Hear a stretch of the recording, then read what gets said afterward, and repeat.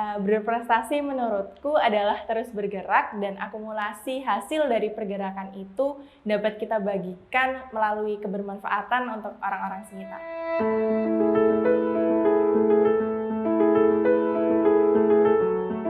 Halo, nama aku Sohibatul Anissa, bisa dipanggil Ica. Aku mahasiswa Kedokteran Hewan Universitas Airlangga.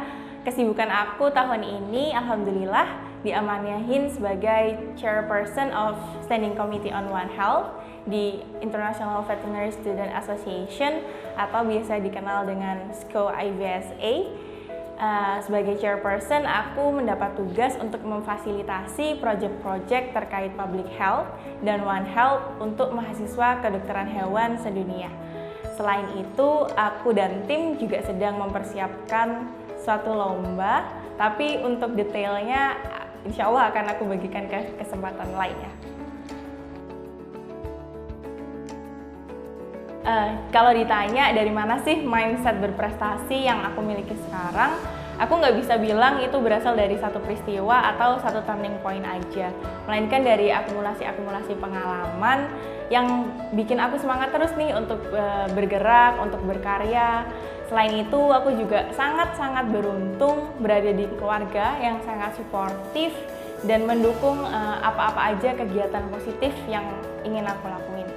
Dan berada di sekolah-sekolah dan universitas yang support aku untuk terus berkarya juga jadi hal yang mendorong aku untuk mau bergerak dan berkarya, sehingga mindset ini yang tertanam hingga hari ini. Lalu untuk definisi dari pengalaman akumulasi tadi itu seperti apa, boleh dijelaskan? Jadi waktu dari sekolah dasar nih, aku udah dapet pengalaman kayak Olimpiade Sains gitu. Nah dari situ aku melihat dunia di luar sana itu jauh banyak orang-orang yang jauh lebih pintar dari aku, jauh lebih semangat dari aku, bahkan dengan capaian-capaian yang luar biasa, ternyata rintangan mereka itu jauh lebih besar daripada aku. Nah, dari situ aku kayak terinspirasi kayak, wah, orang-orang yang memiliki kesusahan lebih aja punya semangat yang lebih. Kenapa aku dengan fasilitas yang sudah nyaman nggak tergerak untuk melakukan lebih gitu. Salah satunya. Dan itu terus berlanjut, SMP juga terfasilitasi dengan baik, alhamdulillah, SMA juga. Dan mungkin awal-awal perkuliahan sempat ada down karena banyak hal nggak berjalan sesuai rencana. Ternyata setelah berusaha terus bergerak dalam ketidaksesuaian rencana tersebut, alhamdulillah sampai ke titik ini, dimana ketemu lagi semangatnya untuk terus berkarya. Sejauh ini targetku masih ngumpulin pengalaman-pengalaman, terutama kan kedokteran hewan sendiri tuh luas banget nih. Nah, aku pengen eksplor diri dulu, coba-coba hal-hal yang berkaitan dengan kedokteran hewan khususnya, cuman nggak terbatas di sana. Dan nanti mungkin baru bisa memilih untuk memfokuskan ke salah satunya.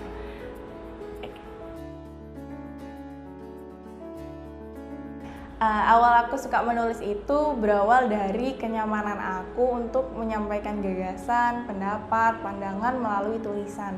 Dari kenyamanan itu akhirnya aku jadi lebih sering nih menyampaikan sesuatu lewat tulisan.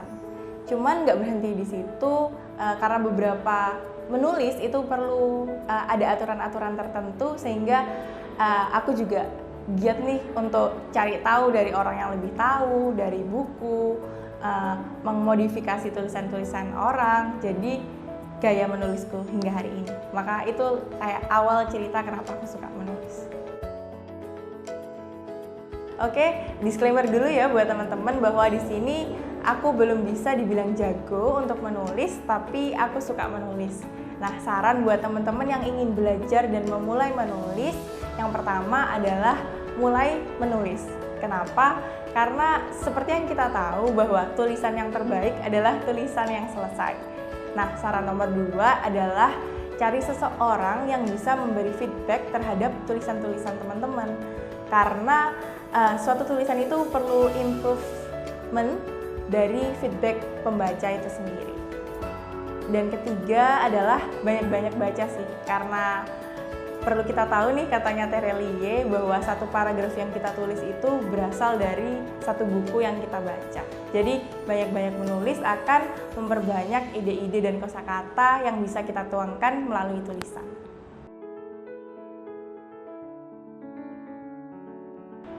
Nah, aku mau berbagi fun fact nih sama teman-teman bahwa sebenarnya ketika aku memutuskan untuk ikut lomba atau jadi bagian dari organisasi global, itu bukan aku pilih karena aku yakin dan percaya diri pantas masuk ke sana.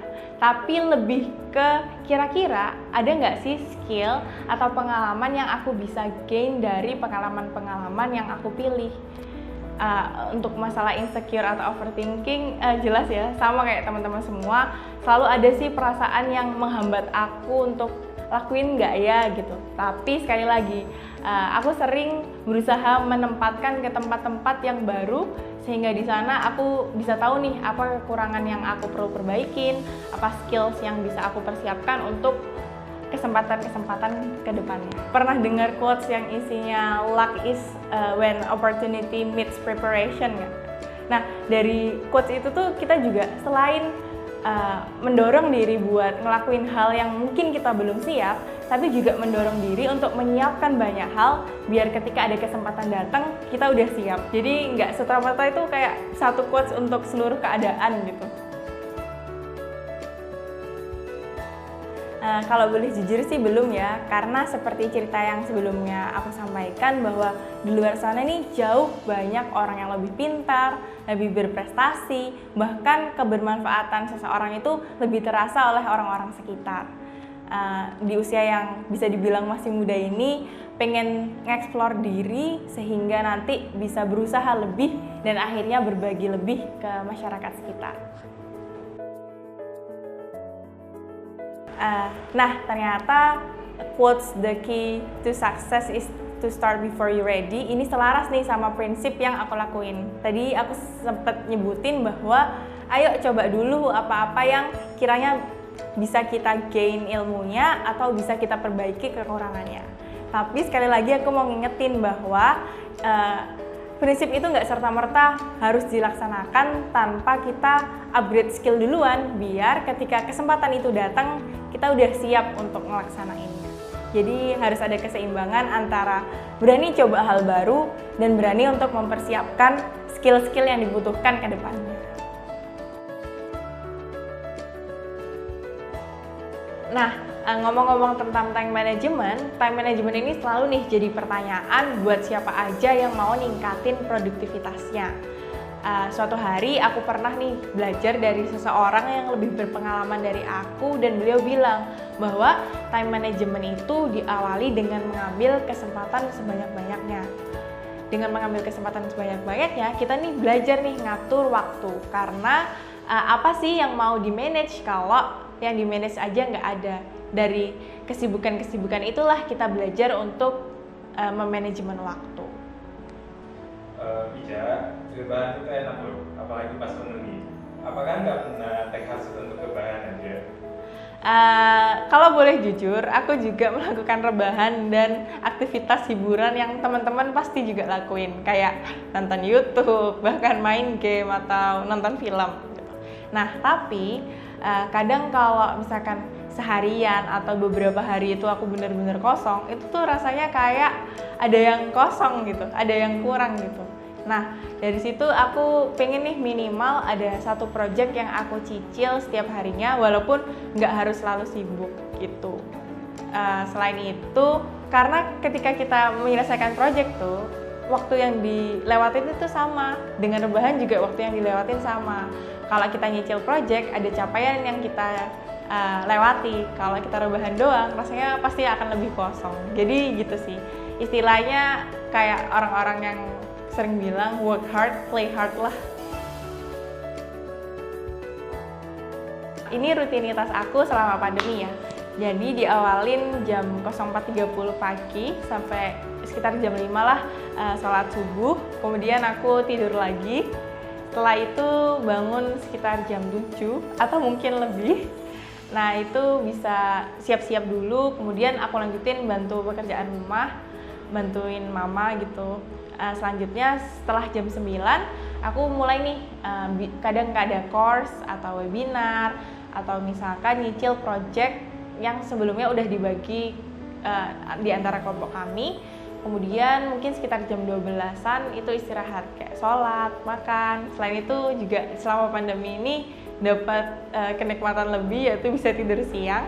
Kemudian mulai berkegiatan lagi sekitar jam 2, nyicil project juga biasanya. Kemudian sekitar jam 4 atau jam 3 sore itu udah mulai free time gitu. Bisa kadang aku isi nonton YouTube, atau baca buku, atau main handphone random gitu, main game. Nah, dilanjut lagi sholat maghrib ya. Terus ya ada makan juga.